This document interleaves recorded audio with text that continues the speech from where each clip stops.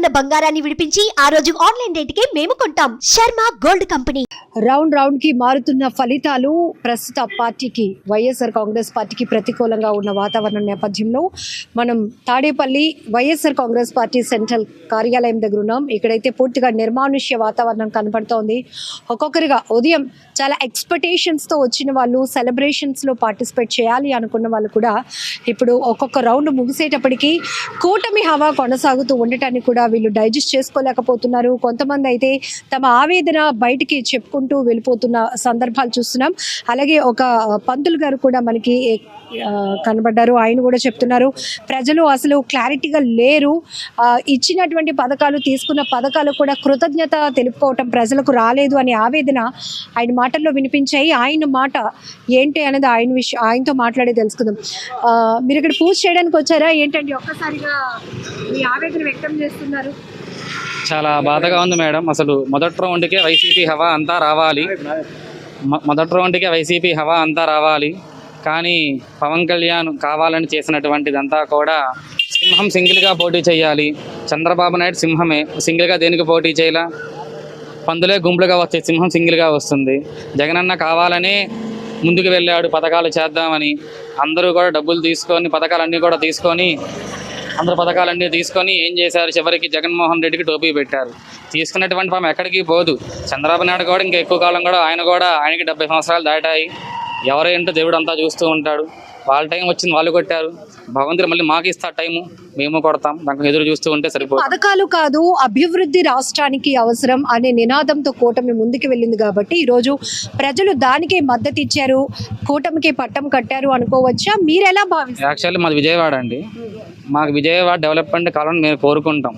కానీ బీదవాడు బతకాలి అంటే మాలాంటి వాళ్ళు చంద్రబాబు నాయుడు వస్తే ఇల్లు కొనుక్కోలేం. 90 లక్షలు 70 లక్షలు ఉంటాయి చంద్రబాబు నాయుడు వస్తే ఇల్లు. బీదవాడు బతకాలి అంటే జగన్మోహన్ రెడ్డి హయాంలో 40 లక్షలకు ఇల్లు వచ్చేసింది. ఎట్లా ఉంటాం, ఎట్లా బతుకుతాం? మాకు విజయవాడ ఫేమస్ అవ్వాలని మాకు ఉంటుంది, కానీ జగన్మోహన్ రెడ్డి రావాలని కూడా ఉంటుంది. కానీ విజయవాడ ఆయన వచ్చాడనుకోండి రేట్లన్నీ పెరిగిపోతాయి. మధ్యస్థంతా ఎట్లా బతుకుతారు? ప్రతి ఇంటికి 3కు మించే ప్రభుత్వం నవరత్న పథకాలు అందించింది. ఖచ్చితంగా మళ్ళీ ప్రజలు మమ్మల్ని అధికారంలోనికి తీసుకురావాలి అనుకుంటున్నారు అని. ఎక్కడ దాకో అక్కర్లా. మా ఇంట్లోనే మా తమ్ముడికి అమ్మఒడి, మా అమ్మకి ఫింక్షన్, మాకు ఇల్లు, స్థలము, మా బంధువులందరికీ కూడా పథకాలన్నీ వచ్చాయి. అందరూ కూడా వైసీపీకి ఓటేసాము. కొంతమంది మా బ్రాహ్మణులు నమ్మించి మోసం చేశారు. పథకాలు తీసుకొని, డబ్బులు తీసుకొని, అన్నీ కూడా తీసుకొని ఇప్పుడు వాళ్ళు అనుభవిస్తారు. క్యూలైన్లపై నుంచుంటే ఫంక్షన్ల కోసం పొద్దున్న సాయంత్రం దాకా ఇప్పుడు అనుభవిస్తారు. వాళ్ళు రోజు పొద్దున్నే వచ్చి డోరు కొడుతున్న వాళ్ళకి అర్థం కావట్లా. జగన్ ఇప్పటికి వచ్చిన ఫలితాలు ఏ ఒక్క వర్గమో వ్యతిరేకిస్తే మారిన ఫలితాల్లాగా లేవు.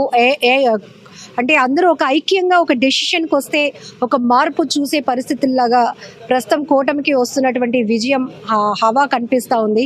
దీన్ని ఎలా చూస్తారు? రాష్ట్ర ప్రజలు ఏం కోరుకుంటున్నారు? ఏం మార్పు ఎక్స్పెక్ట్? దమ్మున్న మగవాడు ఎప్పుడూ కూడా సింగిల్గా పోటీ చేస్తాడు. చేతకాని వాడు దద్దమ్మ కాబట్టే గుంపులు నేసుకొని చేశాడు. జగన్మోహన్ రెడ్డి గుంపులు పెట్టుకుంటే వీళ్ళందరూ పిల్లబచ్చగాడు ఎంతసేపు అండి? జగన్మోహన్ రెడ్డి పెట్టుకోలేక సింహం సింగిల్గా వెళ్తుంది. ఎప్పుడూ కూడా సింహం కాస్త ముందుకు వెళ్ళడం లేట్ అవుతుంది. అడుగు వేస్తే అందరూ బతకగలరా, ఉండగలరా? కానీ ఎవరు ఎలా వెళ్ళినా, కలిసి వెళ్ళినా, సింగిల్గా వెళ్ళినా ప్రజల మద్దతు ఇక్కడ ఇంపార్టెంట్. ఎందుకంటే గెలిపించేది అల్టిమేట్గా వాళ్ళే కాబట్టి ప్రస్తుతం మీలో ఆవేదన, దీన్ని ఎలా చూస్తున్నారు? అందరూ డబ్బులు తీసుకున్నారండి. అందరూ కూడా డబ్బులు తీసుకున్న వాళ్ళు, తీసుకున్న ప్రతి ఒక్కరు వెయ్యాలిగా ఓటు. పథకాలంతా ఖచ్చితంగా ఓట్లు వేయాలిగా. అందరూ డబ్బులు తీసుకుని జేబులు పెట్టేసుకుని వెళ్ళిపోయారు. అందరూ కూడా ఓట్లు టీడీపీకి వేశారు. ఇంకా వాళ్ళు ఏం చేస్తారు? జగన్మోహన్ రెడ్డి అభివృద్ధి లేదా? ఇప్పుడు మాకు విజయవాడ మాకు అభివృద్ధి జరగలేదా? విజయవాడ మాకు ఫ్లైఓవర్ జరగలేదా? మంగళగిరిలో ఆఫీసులు లేవా? గన్నవరంలో ఆఫీసులు లేవా? అన్నీ ఉన్నాయండి. అందరూ కూడా కావాలని డబ్బులు తీసుకొని టీడీపీకి ఓట్లు వేశారు. జగన్మోహన్ రెడ్డి డబ్బులు ఇవ్వకుండా అందరికి మామూలుగా ఉన్నాడు. సరే, ప్రస్తుతం ఇక్కడ ఉన్న పరిస్థితులు చూస్తున్నాం. ఒక్కొక్కరుగా వెనుదిరుగుతున్న పరిస్థితి. కొంతమంది మనసులోనే ఆవేదన వ్యక్తం చేసుకుంటూ కళ్ళ నిండా నీళ్లు నింపుకుంటూ వెనుదిరిగే పరిస్థితి అయితే మరి కొంతమంది ఇప్పుడు మనతో ఒక పురోహితులు మాట్లాడినట్టుగా ఆయన బయటకే మాట్లాడుతున్నాడు. ఎందుకంటే పథకాలు తీసుకున్నారు, ప్రజలు సంక్షేమాన్ని పొందారు, కానీ ఓటును మాత్రం కూటమికి వేసి తీవ్ర అన్యాయం చేశారు. ఇది కరెక్ట్ రిజల్ట్ కాదు, ప్రజల ఆలోచన ధోరణి కరెక్ట్ కాదు అనేటటువంటి అభిప్రాయం అయితే ఆయన వ్యక్తం చేస్తున్నారు. అయితే ప్రస్తుతం మనం చూస్తున్నాం ఒక్కొక్క రౌండ్ ముగిసేటప్పటికి దాదాపుగా ఇప్పటికీ ఉన్న ఫలితాలు ఫలితాలు పూర్తిగా కూటమి హవా కొనసాగుతున్నట్టనే కనిపిస్తోంది. ఎందుకంటే దాదాపుగా ఏదైతే 100కు పైగా సీట్లు ఆధిక్యంలో ముందుకు వెళ్తున్నటువంటి 3 పార్టీల కూటమికి సంబంధించి అది చేరుకునే క్రమంలో కూడా ప్రస్తుతం వైసీపీ పార్టీకి సంబంధించినటువంటి నెంబరింగ్ లేదని కూడా చెప్పొచ్చు. అయితే ఉదయం నుంచి కూడా గ్రాండ్ సెలబ్రేషన్స్ ఉంటాయి, సక్సెస్ సెలబ్రేషన్స్ ఉంటాయి అని చెప్పి పెద్ద ఎత్తున చాలా ఎక్స్పెక్టేషన్స్తో వచ్చిన ప్రతి ఒక్కరు కూడా ఒక్కొక్కరు తాడేపల్లి పార్టీ కార్యాలయం నుంచి వెనుదిరుగుతున్న పరిస్థితులు. ఈ నేపథ్యంలోనే పూర్తిగా ఇక్కడ రోడ్లన్నీ నిర్మానుష్యంగా కనపడుతున్నాయి. ఎందుకంటే ఇప్పటికే పటిష్టమైన పోలీసు భద్రత కూడా ఇక్కడ ఏర్పాటు చేశారు. ఒకవేళ సెలబ్రేషన్స్ కావచ్చు, ఏమైనా ఇబ్బందికర వాతావరణాలు ఉంటాయేమో కంట్రోల్ చేయాలి అన్న ఆలోచన.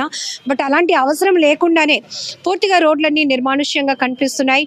మొదటి నుంచి మనం చూడొచ్చు, వైఎస్ఆర్ కాంగ్రెస్ పార్టీ 3 పార్టీలు కాదు కదా 30 పార్టీలు కలిసి వచ్చినా సింగిల్గానే మేము వెళ్తాం, ఖచ్చితంగా ప్రజలు మాతోనే ఉన్నారు, ప్రజలు మమ్మల్ని మళ్ళీ అధికారంలోనికి తెప్పించాలి అని కోరుకుంటున్నారు అని బలమైన నినాదంతో ముందుకు వెళ్ళింది.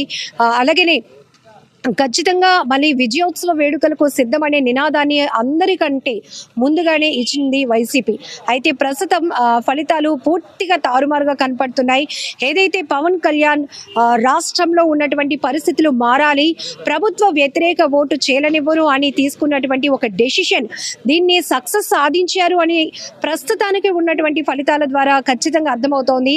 ఎందుకంటే 3 పార్టీలు కలిసి వైసీపీకి ధీటుగా పోటీ చేయటం అనే దాంట్లో మాత్రం ఖచ్చితంగా పవన్ కళ్యాణ్ సక్సెస్ సాధించారని 100% చెప్పుకోవచ్చు. ఎందుకంటే ముందు వరకు కూడా వైసీపీ హవా ఇది పోటీ సింగిల్ గానే ఉంటుంది, మళ్ళీ వార్ వన్ సైడ్ గానే వైసీపీ విజయ ప్రభంజనం సృష్టించబోతుందని కాన్ఫిడెన్స్ తర్వాత ఎప్పుడైతే చంద్రబాబు జైలుకు వెళ్లారో అక్కడి నుంచి పరిణామాలు పూర్తిగా విభిన్నంగా మారాయని చెప్పొచ్చు.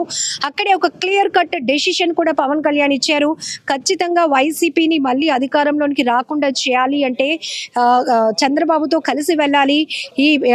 ఈ ఏదైతే డబుల్ ఇంజిన్ సర్కార్ రావాల్సిన అవసరం ఉంది కాబట్టి, కేంద్రం సపోర్ట్ కూడా రాష్ట్రానికి అవసరం కాబట్టి, ఈ కూటమిలో బీజేపీ పార్టీని కూడా చేర్చే విషయంలో బీజేపీకి పార్టీకి సంబంధించినటువంటి పెద్దలతోనే చాలా మాటలు పడ్డాను అని అనేక సార్లు పవన్ కళ్యాణ్ స్టేట్మెంట్ కూడా ఇచ్చారు.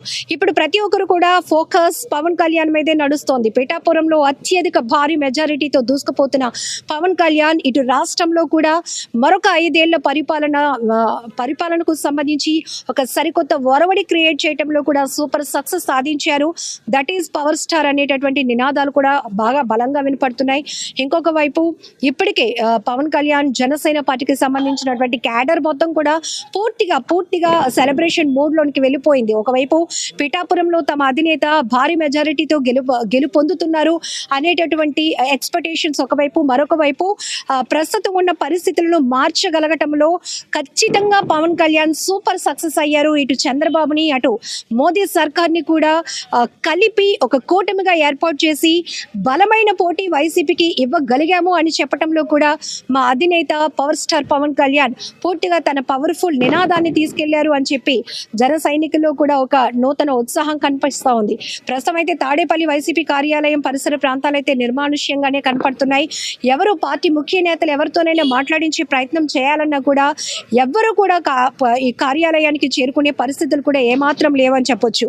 మరిన్ని అప్డేట్స్తో మళ్ళీ మీ ముందుకు వస్తాను. కెమెరా పర్సన్ శేఖర్తో లక్ష్మీ, సుమన్ టీవీ.